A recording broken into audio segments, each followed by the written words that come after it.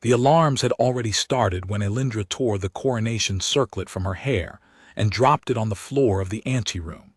Somewhere beyond the sealed doors, 1,000 delegates from the conquered of aligned worlds were settling into their seats, murmuring about the ceremony that would make her Empress of the Velathari Dominion.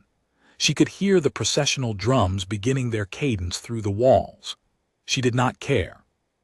She stripped the ceremonial mantle from her shoulders, 12 pounds of woven starlight thread and hammered platinum filigree that had taken artisans 2 years to finish, and let it crumple across the marble tiles. Beneath it, she wore a simple undershift. She pulled on the clothes she had hidden behind the ventilation panel 3 days ago, a gray trader's tunic, scuffed boots, a hooded wrap the color of dust. Common clothes, unremarkable, the kind of thing a dockworker might wear in the lower market rings. Her hands were shaking. The service corridor was narrow and smelled of machine oil and old stone. She had memorized the route from the palace schematics she'd pulled from the restricted archive left at the thermal junction, down the maintenance ladder, through the filtration sublevel, out through the drainage access that opened onto the lower terrace of the Nethali Market District. 3 security checkpoints stood between her and the outside world. She had timed their shift rotations. She had exactly 14 minutes before the sentinel guard realized the anteroom was empty. She ran. The first checkpoint was unmanned shift change, as predicted. The second had a single guard half asleep who glanced at her trader's tunic and waved her through without a second look. At the third, the drainage access, she had to force a rusted latch with both hands, and the noise it made echoed through the tunnel like a gunshot. She froze. Nothing followed. She pushed through into open air and the noise of the market hit her like a wall. Nethali was the oldest trading district on Velathar, the Dominion's capital world. It sprawled across 3 terrace levels cut into the basalt cliffs beneath the palace plateau, a maze of open-air stalls and covered arcades and narrow stone stairways connecting them all. The morning light, pale gold, filtered through the atmosphere's characteristic haze, slanted across awnings of faded canvas, and caught the dust motes spinning above bins of dried grain and stacked crates of machine parts. The air smelled of roasted Kelath root and engine grease, and something sweet she couldn't name. Elindra pulled her hood lower and walked into the crowd.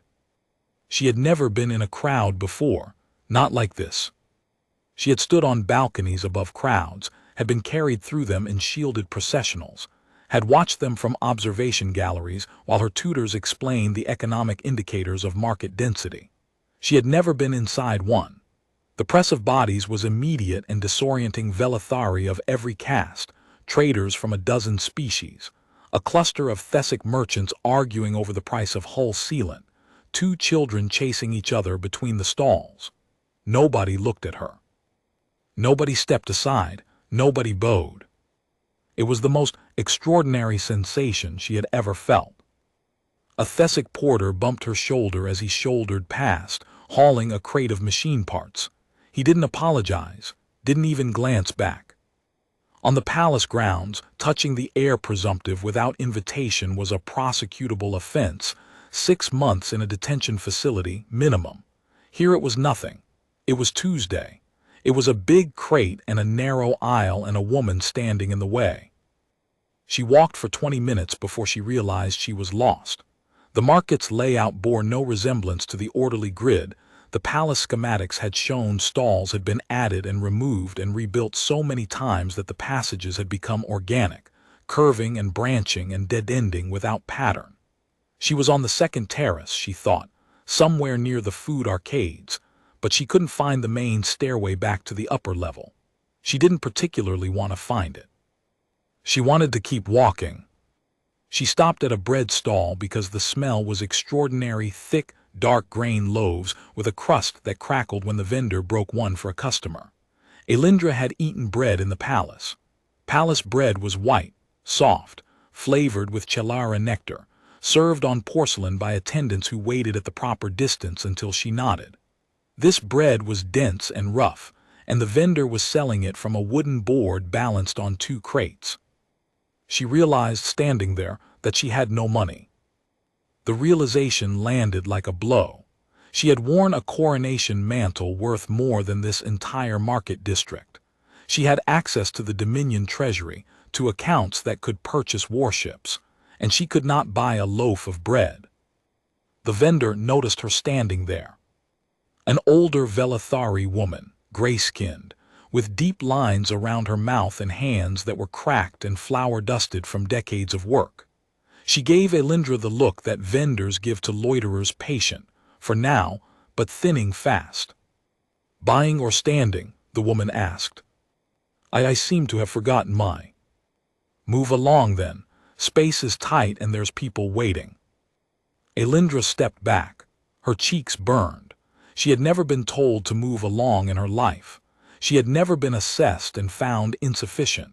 She had never been measured by what she carried in her pockets instead of what she carried in her blood.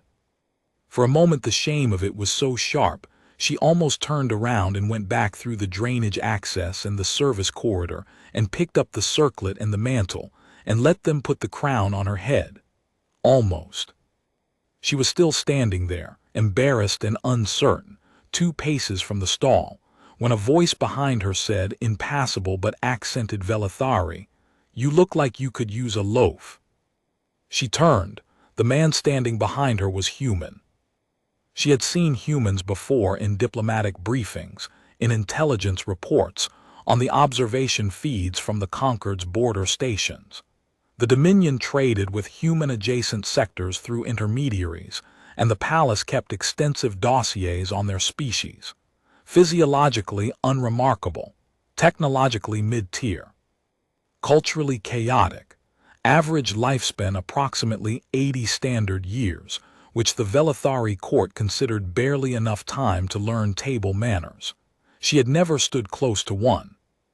He was taller than she expected, broad through the shoulders, with dark hair cut short, and a jaw that looked like it had been broken at least once and healed slightly wrong. He wore a battered leather jacket over a cargo vest with too many pockets, and his boots were scuffed down to the underlayer. His eyes were brown and steady, and the lines around them said he was somewhere past 30 and had spent most of those years outdoors, or in cargo holds, or in whatever spaces humans occupied when they weren't being analyzed in diplomatic briefings. He was holding a loaf of bread. "Take it," he said. "You've been staring at that stall for 5 minutes and you haven't bought anything. Either you're a food critic or you forgot your wallet." Elindra took the bread. Her fingers brushed his and she nearly flinched, not from the contact, but from the casual way he offered it. No ceremony, no protocol, no establishing of rank before the exchange of goods. He just handed it to her the way you'd hand bread to anyone. "Thank you," she said, and the words came out strange in her own mouth because she could not remember the last time she had said them to someone who wasn't a servant expecting the phrase as a formality. "Garrett Hale," he said, and extended his hand. She stared at it for a beat too long before she understood the gesture and took it. His grip was firm, calloused, brief. "Lena," she said. The name came out before she planned it, a contraction of her own name that no one had ever used, because no one was permitted to shorten an imperial name. "Lena," he nodded, "you new to Nethali?" Yes, I arrived recently." "Thought so, you've got that look." He gestured vaguely at her face, like you've never seen a market before. She almost laughed. She almost told him the truth. Instead, she tore a piece from the loaf and ate it standing up, in the middle of a crowd, with crumbs on her fingers, and it was the best thing she had ever tasted in her life. Not because the bread was exceptional, though it was, because she had chosen it. Because someone had given it to her without knowing who she was, without expecting anything in return, without the transaction being logged and analyzed by the Office of Protocol. Because she was eating bread like a person, not like an heir. Garrett Hale, it turned out, was a freight trader.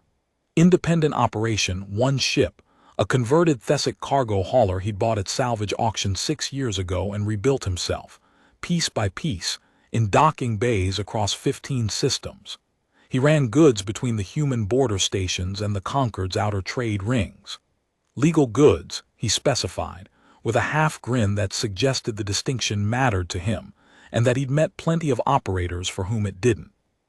He'd been docked at Velathar for 3 days, waiting for a parts shipment that kept getting delayed by customs processing, and he'd taken to walking the market because, as he put it, sitting in a docked ship makes me stupid. You start checking the same instrument readings over and over. Better to walk. Better to see things. She fell into step beside him without deciding to. He walked the way he talked, steady, unhurried, with a kind of easy attention to the world around him that she had never seen in anyone who moved through the palace. In the palace, attention was political. You watched people to assess their position, their threat level, their utility. Every glance was a calculation. Every greeting was a negotiation. Garrett watched a Thessic glassblower shape a vase with his heat tongs and said, "Look at the way he rotates the base. He's compensating for the draft from that vent behind him. That's 30 years of muscle memory in one wrist." He watched a pair of Velathari children sharing a bag of roasted Keleth seeds on a bench and said, "My daughter used to do that. Pick out all the burned ones first because she liked the bitter taste. Her mother thought she was being difficult. She was just specific about what she wanted." "You have a daughter?" Elindra asked. "Had," he said. Then, after a pause, "Have, she's with her mother on Cygnus Station. I see her when I'm in the sector. Not as often as I'd like." He said it simply, without self-pity, the way you state a fact that you've carried long enough that it's settled into the architecture of your life. Not a wound anymore. A scar. Healed, but always there. Elindra thought of her own father, the late Emperor Koreth Vel-Sena, who had died when she was 12, and who she had seen, by her careful count, 41 times in her life. Mostly at state functions where she stood in her designated position and watched him address crowds. Twice at private dinners where he had asked her about her studies and listened to her answers with the careful attention of a man evaluating a future asset. He had never shared a bag of roasted seeds with her. He had never noticed what she picked out first. "I'm sorry," she said. Garrett shrugged. "She's not gone, she's just far. There's a difference. The hard part isn't the distance. It's knowing she's growing up without me watching. Last time I visited, she'd learned to play the resonance harp. 6 years old and already better at music than I'll ever be at anything." They passed a fabric stall run by a Korethi trader, the bolts of cloth stacked in towers of color, deep indigo and sunset orange, and a green so vivid it hurt to look at. The Korethi was arguing with a customer over a measurement discrepancy, waving a measuring rod for emphasis, while the customer waved a different measuring rod right back. "See the way she holds the rod," Garrett said, pointing to the Korethi. "Left hand braced at the midpoint. That's a Korethi thing they measure from the center out, not end to end. Different system, same cloth. Most off-world buyers don't know that, so they think they're getting shorted. The Korethi thinks the buyer is trying to cheat her." "Two honest people talking past each other," Elindra said. "Because nobody taught them the other system." He paused. "That's about 70% of trade disputes in my experience. Not dishonesty, not greed, just different measuring rods. Somebody mediates, explains both systems, finds the overlap, and the deal goes through. Nobody was wrong. They were just measuring different things." She filed this away. She thought of the Concord's Trade Arbitration Board, which she had studied in exhaustive detail during her policy training, the procedural framework, the precedent database, the 3-tier appeal structure, the statistical breakdown of dispute resolution timelines by sector and species. She had memorized the system. She had never considered that the root of most disputes might be nothing more complicated than two honest people holding different measuring rods and nobody standing between them to translate. They had reached the lower terrace, where the market opened into a wide plaza overlooking the valley basin. The basalt cliffs dropped away below, and the morning haze was burning off, revealing the vast agricultural terraces that fed the capital, green and gold in alternating strips, stretching to the horizon under the pale sky. Elindra had seen this view from the palace observation tower, 100 meters higher and behind blast-rated glass. From here, at ground level, with the wind in her face and the noise of the market at her back, it was entirely different. It was real. An old Velithari man sat on a bench at the plaza's edge, mending a fishing net with quick, practiced fingers. His skin was the dark gray of the labor caste, and his clothes were threadbare at the elbows and knees. He glanced up as they passed, and his pale amber eyes settled on Elindra for a moment that stretched just long enough to make her tense. But he only nodded, the way you nod at a stranger who happens to be standing near your bench, and went back to his net. "Beautiful, isn't it?" Garrett said, looking at the valley. "I never noticed before," she said, and meant it. He glanced at her. Something in his expression shifted, not suspicion, exactly, but the quiet assessment of a man who spent his life reading people across trading tables and customs checkpoints. "You're not a trader, are you, Lena?" "No. Not a dockworker either. Your hands are too clean, you don't know how money works, and you eat bread like it's the first time." She looked at her hands. They were unblemished, uncalloused, the nails shaped by a palace attendant whose sole duty was the imperial manicure. "I'm between things," she said. "I left a position I didn't want." "Must have been a hell of a position, if leaving it put you in a market with no money and no idea how stalls work." He accepted this without pressing. She would learn, over the course of the day, that this was characteristic of him. He took what you offered and didn't dig for what you didn't. In the palace, every conversation was an excavation. Everyone wanted to know what you were hiding, because what you were hiding was always a weapon or a liability. Garrett seemed to operate on the assumption that people's secrets were their own business, and that what they chose to share was enough to work with. It was, she thought, the most generous assumption she had ever encountered. They walked. The lower terrace curved along the cliff face, and here the stalls thinned out into wider spaces, a water vendor filling canteens from a filtration unit bolted to the rock wall, a leather worker stitching harness straps on a low bench, a Thesic mechanic selling reconditioned atmospheric processors from the back of a ground transport that had clearly seen better decades. The mechanic had a hand-painted sign in 3 languages, 2 of which Elindra could read, and 1 she couldn't. "That 3rd language is Kethari," Garrett said, following her gaze. "Border dialect. Means there's Kethari trade traffic through here, probably a settlement within a day's travel." He paused. "Nobody at the Port Authority logs Kethari movements because they're classified as migrant labor, not commercial entities. So they don't exist in any official trade database. But they're here. They're buying atmospheric processors. And the fact that this mechanic bothered to learn enough Kethari to paint a sign means they're regular customers. An entire population, invisible to the official record. Not invisible, just not counted. There's a difference, and it matters. If you're a policymaker looking at trade flow data for this sector, the Kethari don't show up. No commercial entity registration, no tax baseline, no import-export tracking. But walk through the market and you see the sign, and you realize there's an entire economy operating underneath the one you're measuring. Elindra thought about this. She thought about the 12 volumes of trade analysis she had been required to memorize for her statecraft examinations, the comprehensive sector-by-sector breakdown of commercial activity in the Velithari Dominion. 12 volumes, not one mention of Kethari, not one sign in a language the palace didn't track.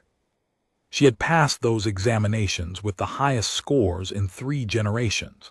She was beginning to suspect those scores meant nothing at all.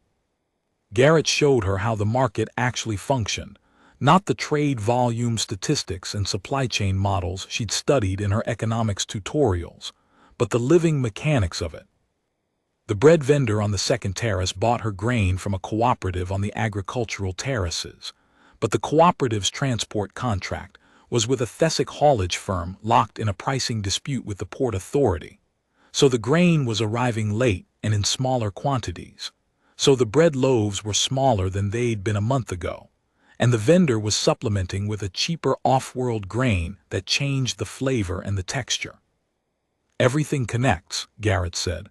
Pull one thread and the whole weave shifts, same on every world I've traded on. The details change, different grain, different species, different bureaucracy gumming up the works, but the pattern doesn't. One policy decision at the top ripples down through 100 intermediaries and lands on some vendor's board as a smaller loaf. And does anyone at the top notice?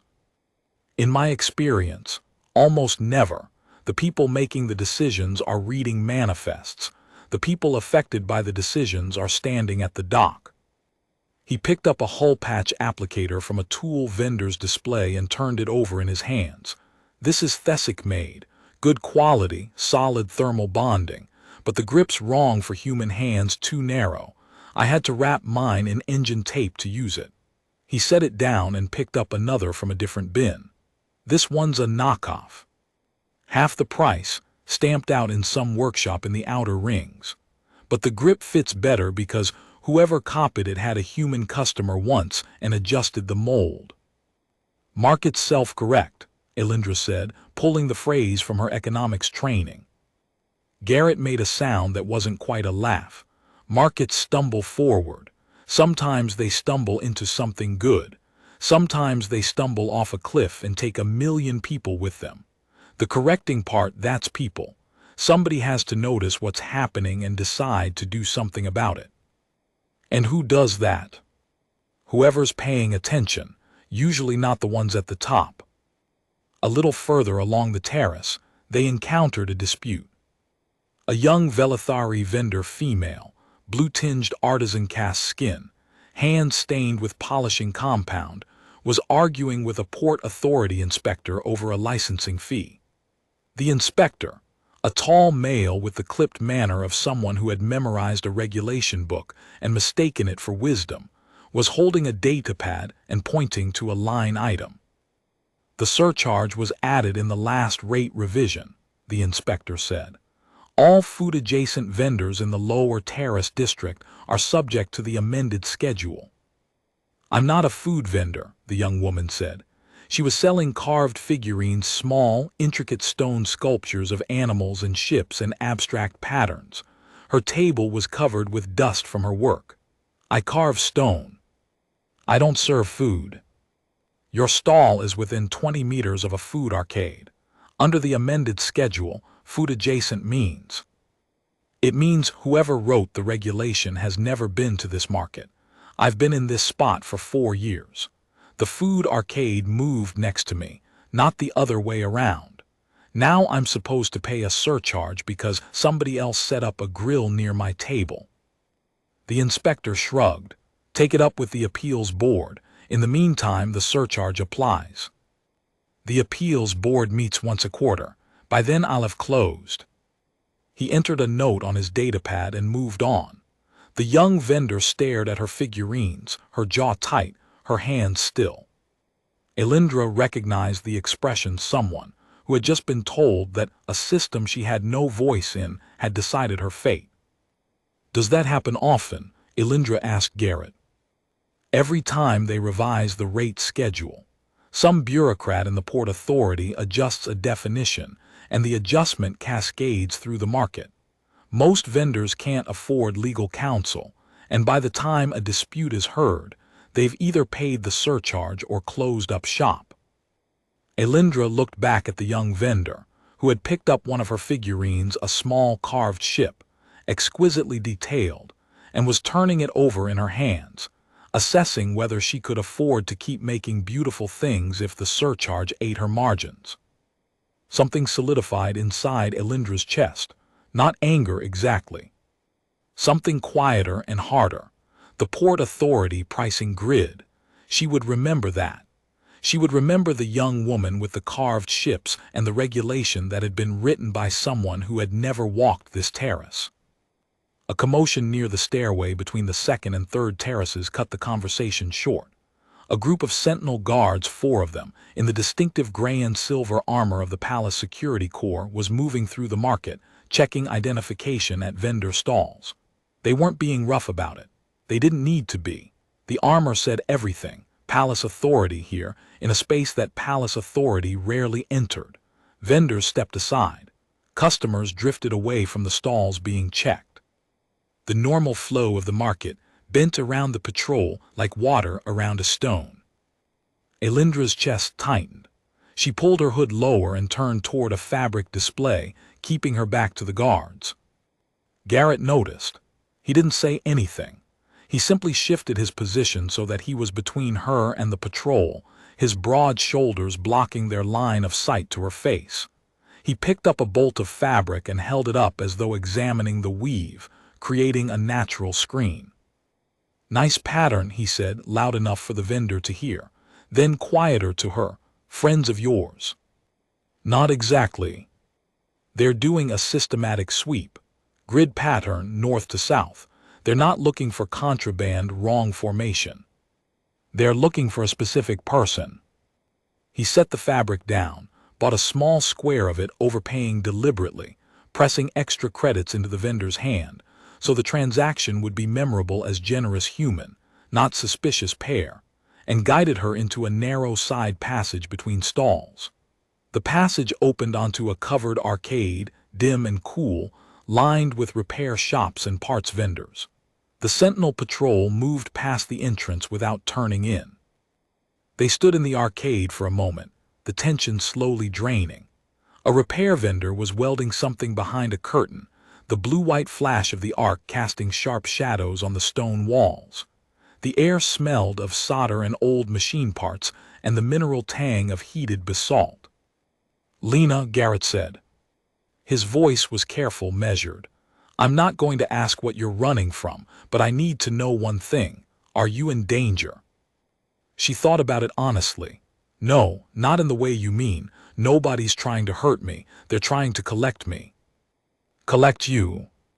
"Return me to a place I left." He processed this. The welding arc flashed again, throwing his face into sharp relief. "Okay," he said. "Then we keep walking, but we stay on the lower terrace for a while. The patrols are concentrating on the upper levels. That's where the stairway access from the palace comes out."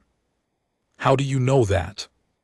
"Because if I were running security for this district, that's where I'd concentrate.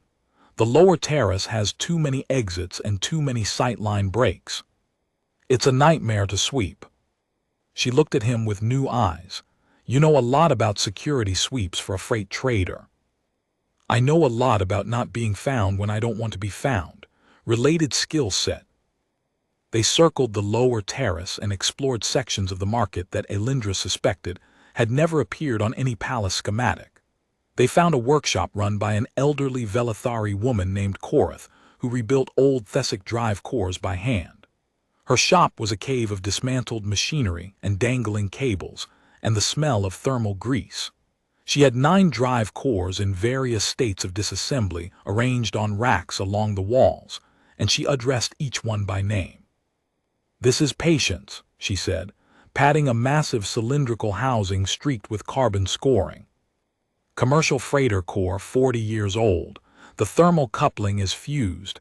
Everyone said scrap it, but she's got good bones. She just needs someone to listen." She talked to the engines as she worked, murmuring to them, scolding them, coaxing seized bolts loose with a combination of penetrating solvent and what appeared to be gentle encouragement. Garrett watched with the focused attention of a man who understood machines, and when Korath struggled with a corroded manifold joint, he reached in without being asked and braced the housing while she applied torque. "You've done this before," Korath said. "My ship's got a Thessic core, 3rd generation. I rebuilt it from salvage." "3rd generation," she made a sound of approval. "Those were built to last. The new ones are faster, but they don't have the same soul." They stayed in Korath's workshop for an hour, and in that hour Elindra watched Garrett move through a world she had never known existed, a world of skilled hands, and inherited knowledge and relationships built on shared work rather than shared rank. He and Korath disagreed about the proper way to seat a coupling ring, and settled it by trying both methods on a test assembly. When Korath's method proved better, Garrett said, "I'll be damned, you're right with genuine pleasure," as though being wrong was just another form of learning. In the palace, being wrong was a vulnerability. It was catalogued and stored and deployed at the appropriate moment. Here, it was just a conversation between two people who knew engines. Korath noticed Elindra watching from the doorway. "Your friend is quiet," she told Garrett. "She's learning." "Learning what?" "Everything, I think." Korath looked at Elindra with those old, steady eyes that had seen 40 years of engines, and whatever came before engines.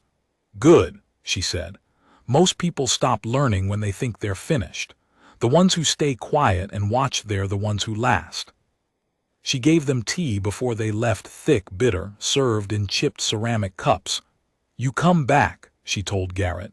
"Bring that third-generation core in sometime. I want to hear her voice."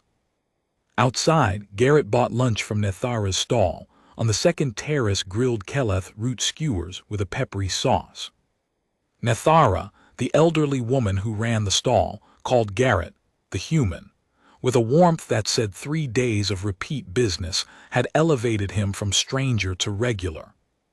"Your friend doesn't talk much," Nethara observed, glancing at Elindra. "She's listening," Garrett said. "Some people learn by talking, some learn by watching. And some learn by eating. Here." Nethara added an extra skewer to Elindra's portion. "You're too thin. Someone hasn't been feeding you properly."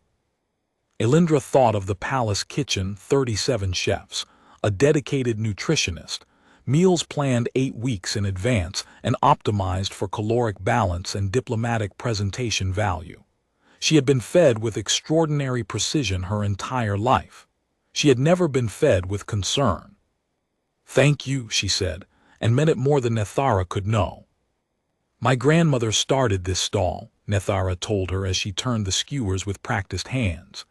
"During the succession crisis, when the palace closed the upper markets and the food supply ran through the lower terraces only, she fed people who had nothing, no charge, for 3 months, 1 pot and a borrowed grill. That must have been difficult." "It was necessary, that's different." Nethara handed over the food. "The palace forgot about us during the crisis. They were busy with their succession. Down here we fed each other." They ate at the plaza overlook, sitting on the low stone wall with the valley spread below them. The keleth root was smoky and sharp, and the sauce made Elindra's eyes water. She ate all of it and wanted more. She ate standing up, then sitting, then standing again because the freedom to choose her own posture while eating was still intoxicating. "You eat like you just discovered food exists," Garrett said. "I eat like someone who just discovered that food can be chosen. That you can walk up to a stall and point at something because you want to, not because it was placed on a tray and approved by a committee." He studied her with those steady brown eyes. "Where exactly did you work before, Lena?" "Somewhere with a lot of committees." He almost smiled at that. Not quite. The corners of his mouth moved, and then the expression settled back into the patient, watchful composure that seemed to be his natural state. She would learn that this was not coldness. It was economy. He spent his expressions the way he spent his credits, carefully, and only on things that were worth it. A second sentinel patrol appeared on the lower terrace, different guards, a wider formation, moving more purposefully than the first. They were checking not just vendor stalls but customer faces, scanning the crowd with focused attention. One of them was holding a portable display with an image on it. Elindra couldn't see the image from this distance, but she didn't need to. She knew whose face was on it. Garrett saw them too. Without a word he stood, positioned himself between Elindra and the patrol's sight line, and began walking, not hurrying, not furtive, just a man and a companion strolling through a market on a pleasant afternoon. He guided her through a secondary arcade, past a row of locksmith stalls, and into a quiet pocket of the market where 2 canvas partitions created a dead-end space that no patrol would bother entering. Second patrol in 3 hours, he said quietly. They've widened the search grid. Whatever you left behind, they're serious about getting you back. Her communicator, the emergency channel she couldn't disable, began to pulse against her hip. She pulled it out and read the scrolling text. Palace Security Alpha Alert. Heir presumptive missing.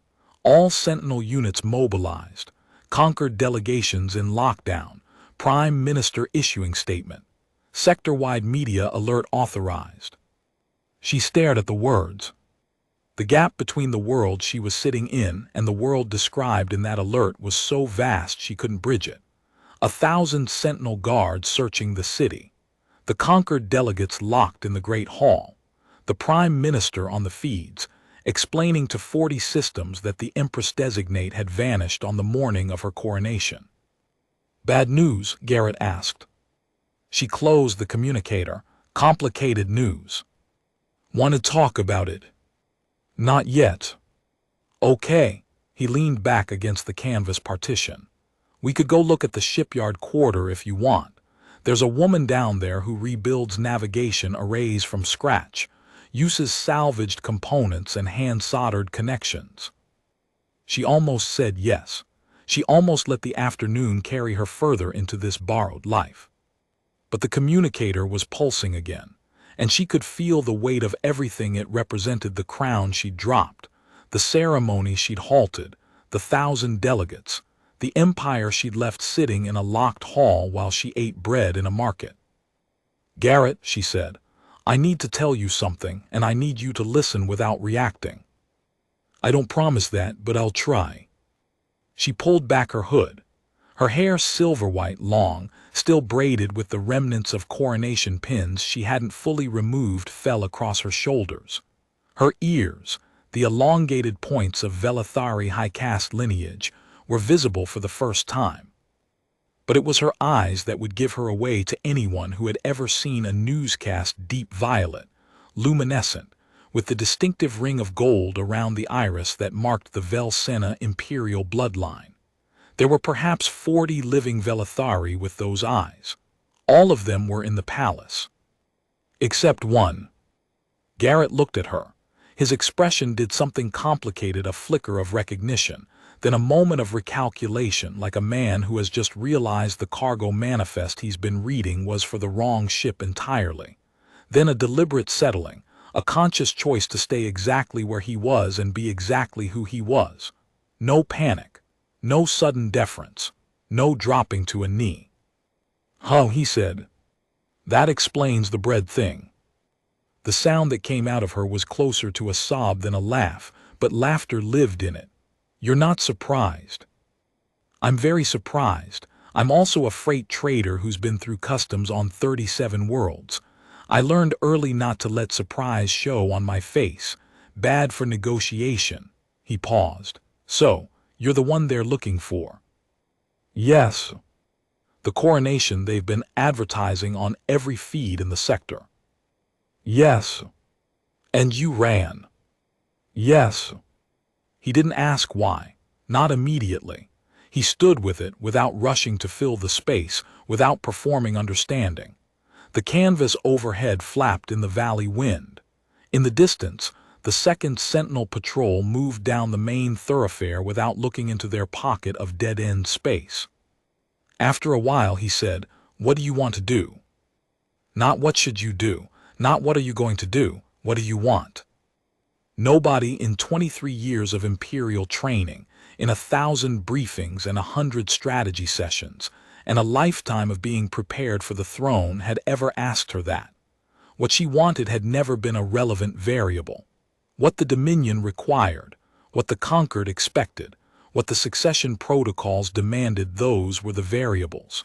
Her wants were not part of the equation. "I want to go back," she said, and the words surprised her because they were true and she hadn't known they would be. "Not because they're making me, not because I'm afraid, because I understand something now that I didn't understand this morning." "The bread," she said. "The bread."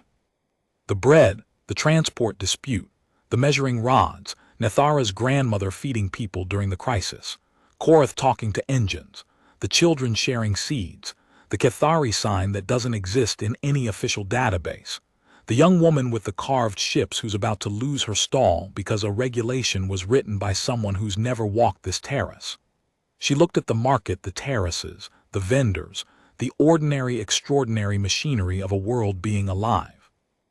If I'm going to rule these people, I need to know what ruling touches. I've spent my entire life above this, looking down through observation galleries and statistical models and policy abstracts. I needed to stand where it lands. I needed to eat the bread and taste what a transport dispute does to a loaf. Walk the dock, Garrett said. What? Something my father used to say. He was a cargo handler on Meridian Station, spent 30 years loading other people's freight. Told me the difference between a good trader and a bad one is that a bad trader reads the manifest and a good trader walks the dock. The manifest tells you what's supposed to be there. The dock tells you what is. You can run a route for 20 years on manifests and never understand your own cargo until you walk down and put your hands on the crates. Your father sounds like he understood something most people don't. My father was a cargo handler who had his back broken twice and his pension denied once. Wisdom wasn't his word for it. He'd have called it common sense, except he noticed that common sense wasn't all that common among the people who wrote the regulations he worked under. He paused. But he was right. You can't know a thing by reading about it. At some point you have to walk the dock. I just did. Yeah.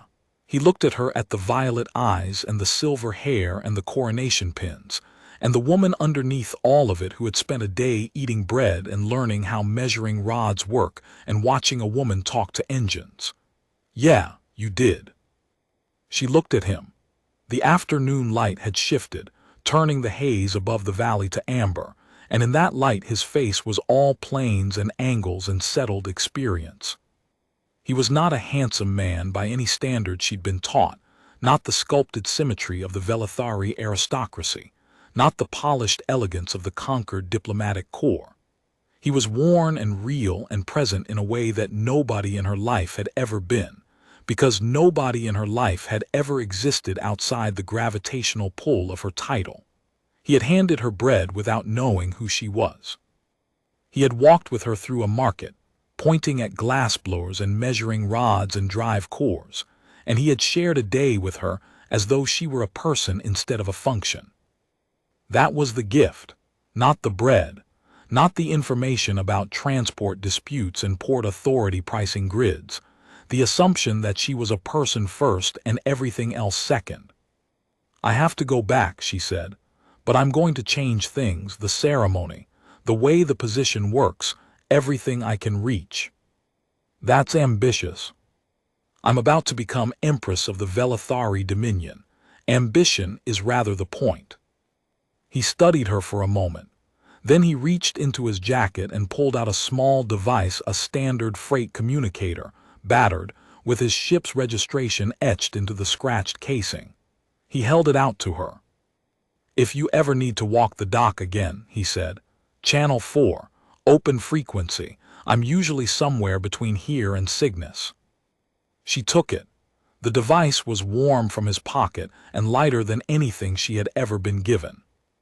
In the palace, gifts were presented on ceremonial cushions, catalogued by the Office of Protocol, assessed for diplomatic significance, archived in the imperial vault. This was a communicator worth maybe 15 credits, offered the same way he'd offered the bread, simply, without ceremony, because he thought she could use it. Garrett. Yeah. The bread was really good. He smiled. It was a small smile, quiet, contained the kind of smile that lived in a face that had learned to keep most of itself private. A smile that had been across 37 customs checkpoints and a broken jaw and a daughter who picked out the burned seeds first. It was, wasn't it? She stood, pulled the hood back over her hair, tucked her ears under the fabric, pressed the communicator into her pocket. Garrett stood too, but he didn't follow. He seemed to understand without being told that the walk back was hers to make alone. Lena, he said. She turned. For what it's worth, the market suits you better than the hood.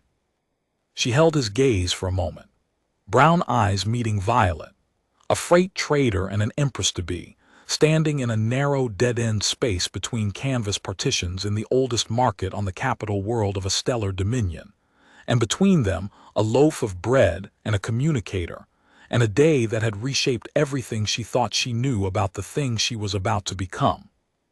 "It does," she said. "I intend to keep visiting." The service corridor was dark and cold after the warmth of the market. She climbed the maintenance ladder, passed through the filtration sublevel, and emerged in the palace anteroom where she had started that morning, a lifetime ago. The coronation mantle was still on the floor. The circlet was where she had dropped it. Nothing had been touched. The sentinel guard had searched every other wing and hadn't thought to re-examine the room she was supposed to have already left from. There was a lesson in that. People search everywhere except where you started. She picked up the circlet. It was lighter than she remembered. Or perhaps her hands were steadier now, after a day of tearing bread and holding a freight trader's communicator and touching the world she was about to rule. She put on the mantle. 12 pounds of woven starlight thread and hammered platinum settled across her shoulders, and she stood for a moment feeling the difference between wearing it because she had to and wearing it because she chose to. The fabric was the same. The weight was the same. The woman inside it was not. Prime Minister Thesson found her 20 minutes later, standing at the anteroom's narrow window, looking down at the market terraces.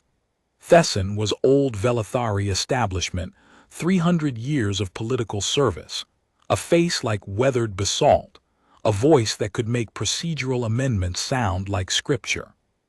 He had served her father and her grandfather, and he would serve her because that was what Thesson did. He served the throne, regardless of who sat in it or whether they deserved it.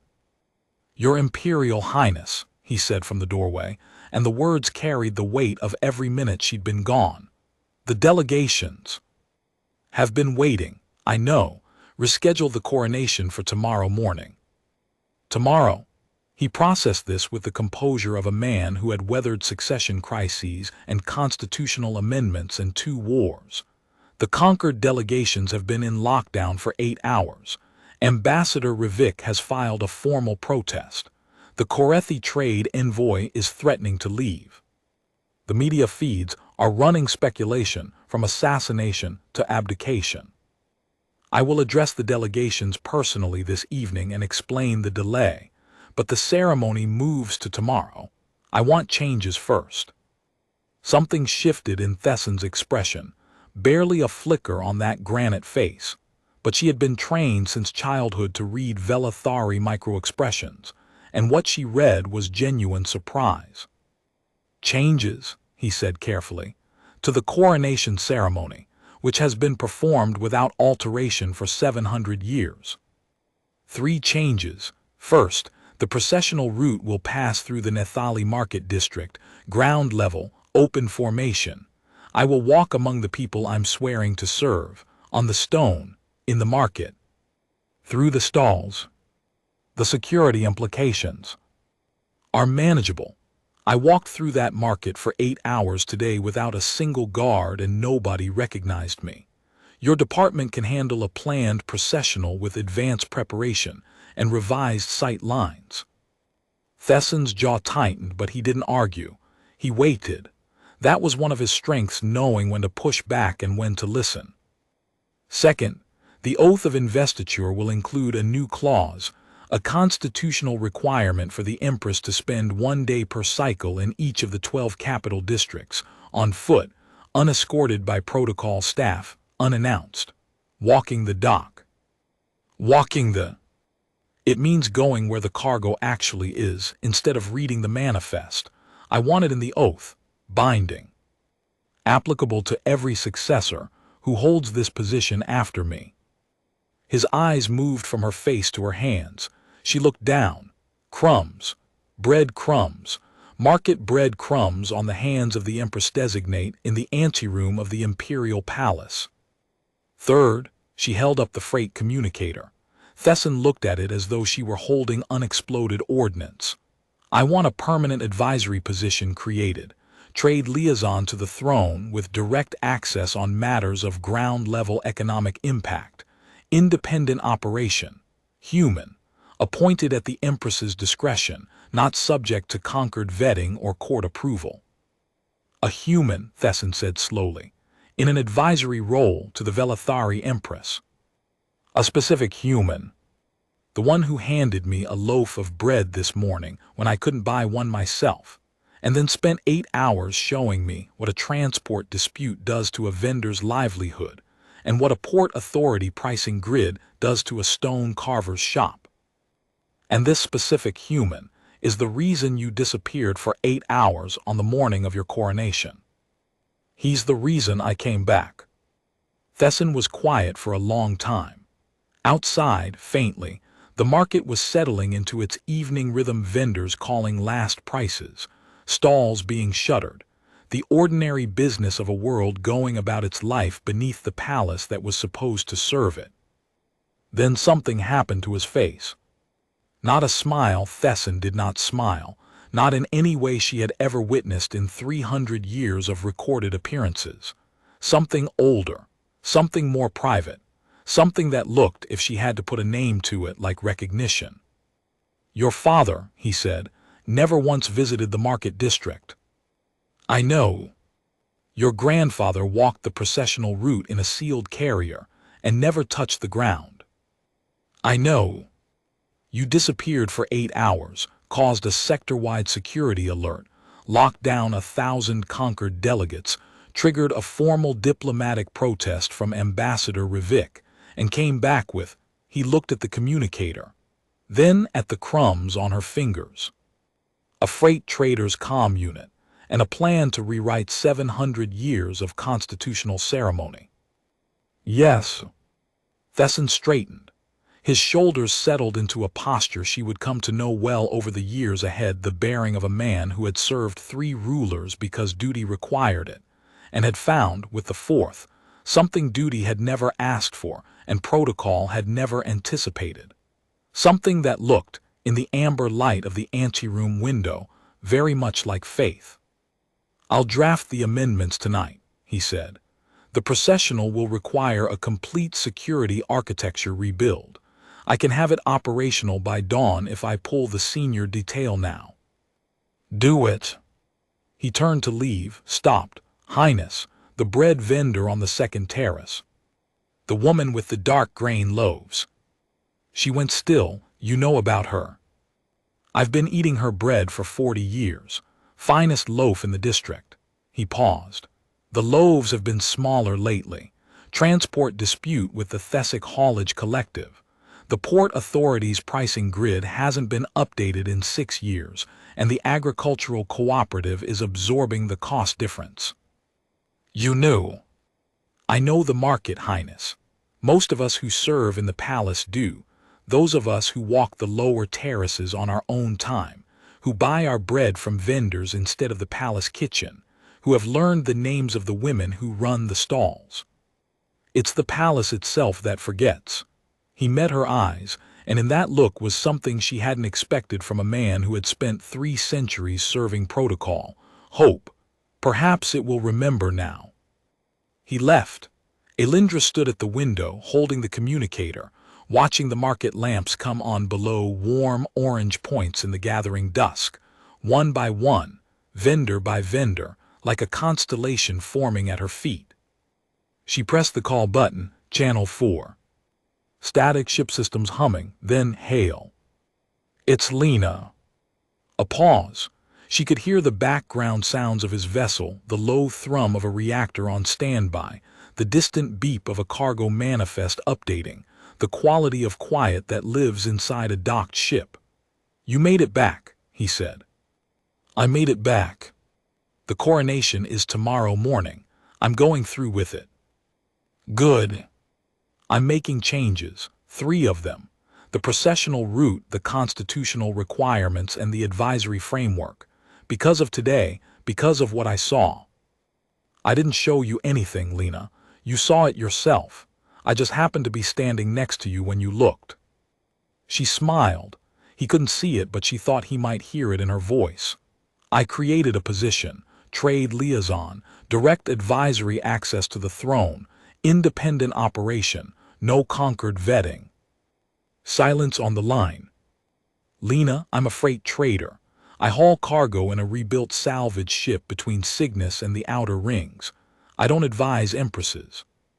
You advised me today. You handed me bread, walked me through a market, and taught me more about the world I'm supposed to rule than 20 years of palace education. You showed me measuring rods and transport disputes, and a woman who talks to engines, and a grandmother who fed people during a crisis, and a stone carver who's about to lose her stall because a regulation was written by someone who's never walked her terrace. That's exactly what I need. Someone who sees the dock, someone who walks the ground. A longer silence, the ship humming around him, the faint sounds of the port beyond the hull, docking clamps cycling, cargo loaders beeping, the ordinary machinery of worlds being connected. Channel 4 will still be open, he said finally. I can make Velathar a regular stop, monthly. Between Cygnus and the outer rings. Monthly. To start, let's see if you still want a freight trader's opinion after you've been Empress for a month. Garrett, I'll want your opinion after a month, and after a year, and after 10 years, and after that. When he spoke, his voice was steady and unhurried, and real, the voice of a man who crossed the distance between worlds for a living, and had learned that the distances that mattered most were never the ones you could measure in light years or chart on a navigation console. Then I'll be there, he said, Channel 4. The coronation of Empress Elindra Velsena took place the following morning at the 9th hour, as pale gold light broke across the basalt cliffs of Velathar. The processional route, for the first time in 700 years, descended from the palace plateau and passed through the Nethali market district at ground level. The Empress walked. She did not ride in a sealed carrier. She did not float above the crowds on a shielded platform. She walked on the stone, through the stalls, past the fabric vendors and the tool merchants and the repair shops, past the covered arcade where Korath's welding arc flashed behind its curtain, past the bench where the old man mended his fishing net, past the food arcades where the smoke from grilled Kelath root drifted across the processional path. The stone carver's stall was still there, still open, the figurines arranged on the dusty table. The young woman looked up as the processional passed and stared at the circlet and the mantle with an expression Elindra filed away for later. The Port Authority pricing grid was on her list. The food-adjacent surcharge was on her list. The Kethari population that didn't exist in any official database was on her list. The list was long. She was 23, and by Velathari standards she had 4 centuries ahead of her. She had time, and she had a communicator on Channel 4. She stopped at the bread stall on the second terrace. The vendor, the gray-skinned woman with the cracked, flour-dusted hands who had told her to move along the day before, stared at the coronation mantle, at the circlet, at the woman wearing them. Recognition dawned slowly across that lined face. Her mouth opened, her hands went still. Elindra reached across the wooden board, picked up a loaf of the dark grain bread and tore off a piece. She ate it standing up, in the market, with crumbs on the ceremonial mantle, in front of every feed camera in the sector. The bread vendor's eyes glistened.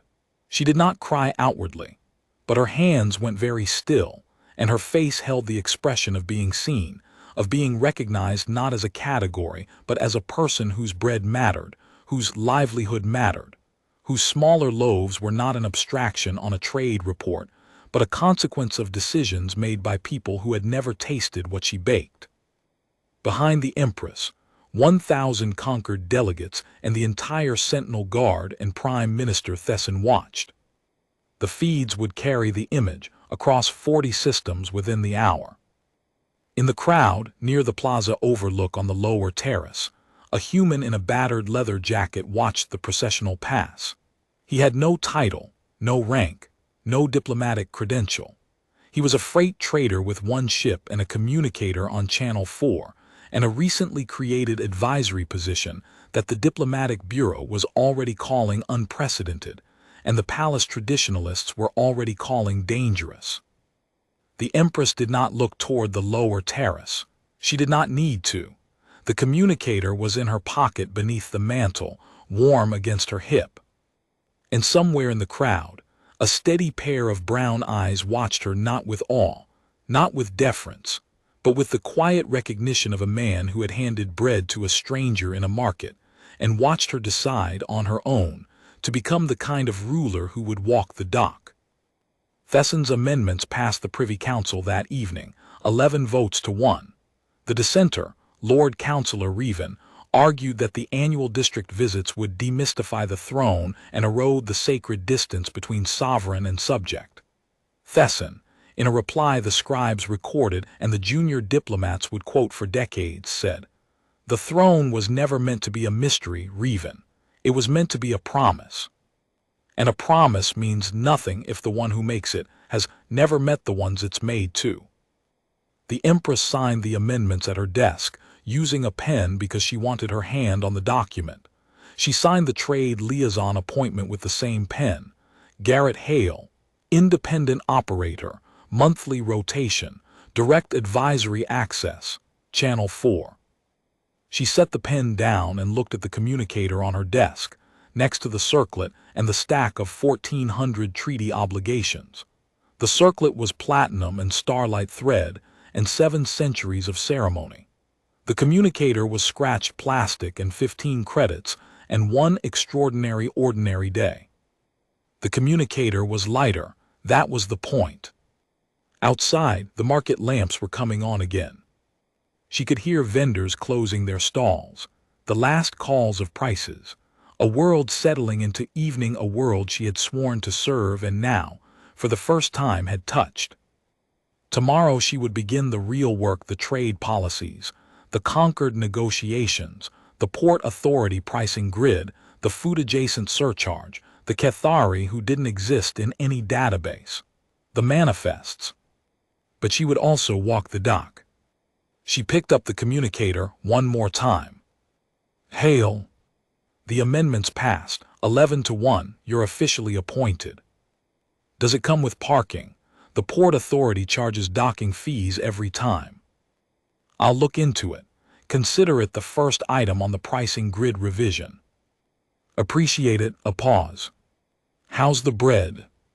She looked at the half-eaten loaf on her desk, dark grain, rough crust, carried up from the market in the folds of her coronation mantle. Crumbs on treaty documents, crumbs on the desk where emperors had signed declarations of war and peace. "Still the best I've ever had," she said. "It is, isn't it?" The line stayed open. The market lamps glowed below. The first stars appeared above the valley, and in the quiet space between the palace and the market, between the crown and the bread, between the woman who ruled and the man who traded, the frequency held steady, close enough to hear, far enough to choose, and open. Always open.